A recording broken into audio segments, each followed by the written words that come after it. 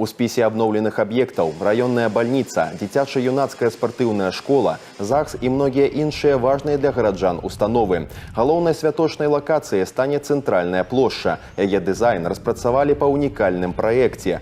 Колеры новай тратуарнай пліткі адпавядаюць афіцыйнай сімволіцы Калінкавіцкага раёна. У афармленні выкарыстоўваюць блакітны, чырвоны і шэры. Пры гэтым усе будаўнічыя матэрыялы выключна беларускай вытворчасці. Мы подготовку начали с прошлого года, где был утвержден план мероприятий, который включает более 50 мероприятий, но в общую сумму порядка более 50 миллионов рублей. Не только социальные объекты, но и инфраструктурные объекты, будем говорить. Я бы тут особо выделил, это реконструкция нашей улицы Советской, которая связывает, будем говорить, Минско-Мозырское направление. Это будет вообще кардинально.